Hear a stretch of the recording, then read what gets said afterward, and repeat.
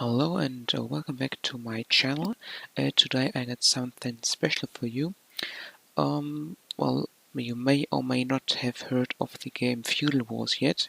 It is a game that is in development since the January 2015, and now they started a Kickstarter campaign and were so kind to provide me with a testing version of their game, so I can show you a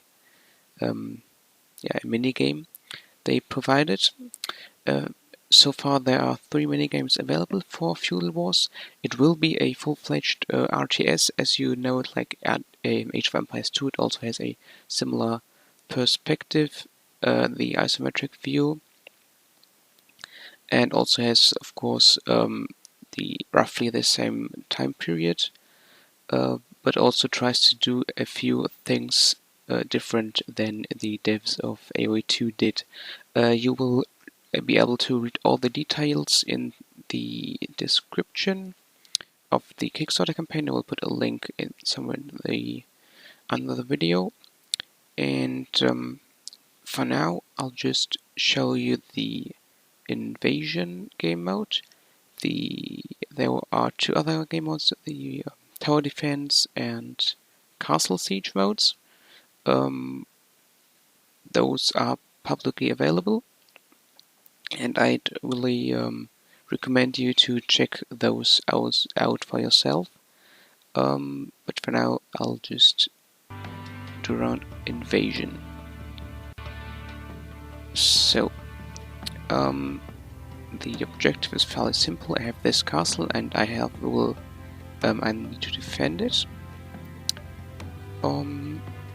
And to do that, I got some resources, and with those resources, I can build towers and train units.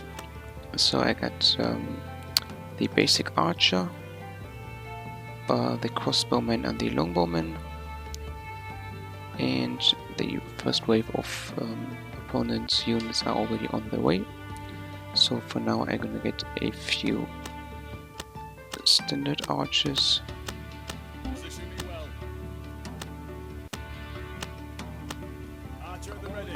And 1 crossbow. The crossbows are quite tanky, so I'll try to keep them in the front line.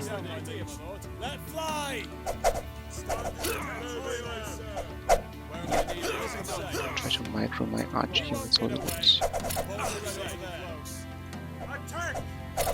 So, as you might already have noticed, I'm playing this game in the browser.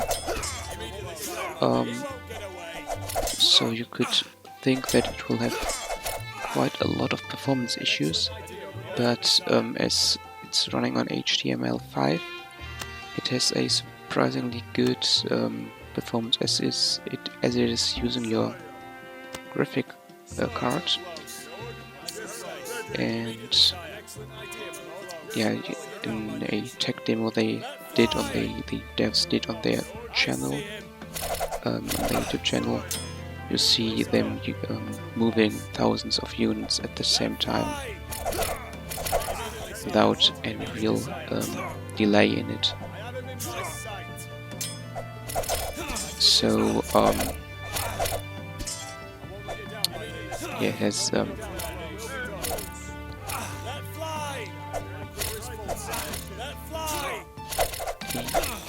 performance is a lot better than you'd expect it to be. And well, there will be economy in the finished game. Of course, as RTS without economy would be quite lame. Currently, I only get resources by killing opponents. But they focused on combat before they did the economy part, because combat is really a better way to show off your game and a more fun way to test it. So I think that was a wise decision, because now people can actually try out what they would be spending the money on if they would like to get some get it to support the game on Kickstarter. Oh, one more thing about the business model. The game will be a free-to-play game. You will be able to play it with the browser, but also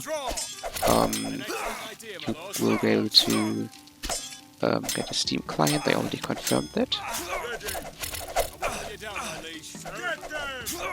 which is quite convenient. And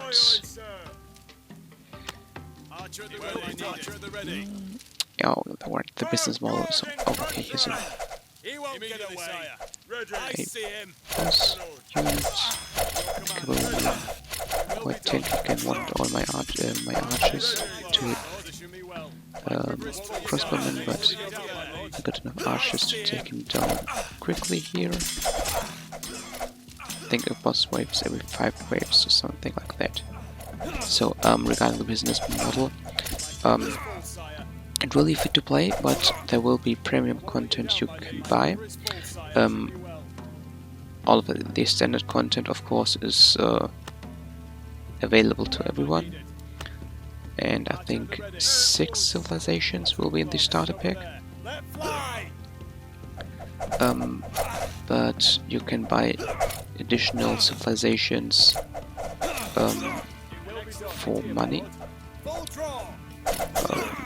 But the devs already stated that they are really careful how powerful the premium servers will be, so that it is no pay to win here. We'll have to see how this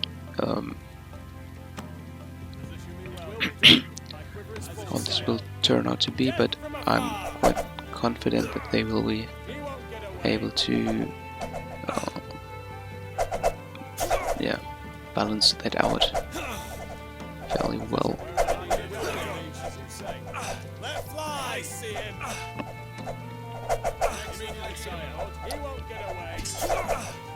So, anything left on my post I wanted to talk about? The business model, mechanics. Oh yeah, this game will have apart from the standard, the normal games you're playing, you will also have a social component to the game, as you can form kingdoms with your friends, just random people from the internet. And in this kingdom you will have a rank depending on your rating and on online matches, and so this will be an additional motivation factor to for team play, and also a sense of progression outside these single games. We'll get another tower up here.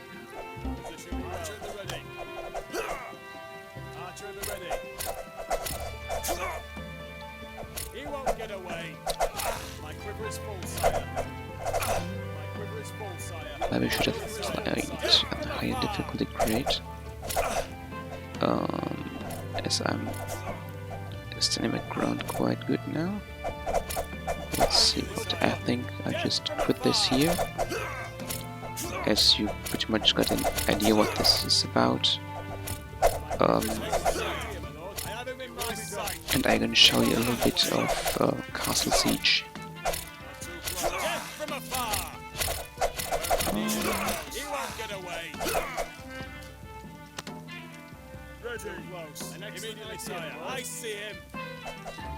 Let's see if I can get this boss wave done, and if I will be able to defeat this, I think there shouldn't really be a problem.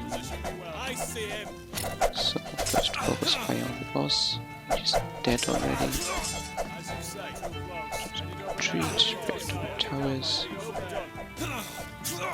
Few more longbowmen in there. The civilizations also should differentiate from each other. If it a lot more than they do in AoE2, as they have their unique units already available in H1. There will be 3 ages you can progress through in this game. But each game should each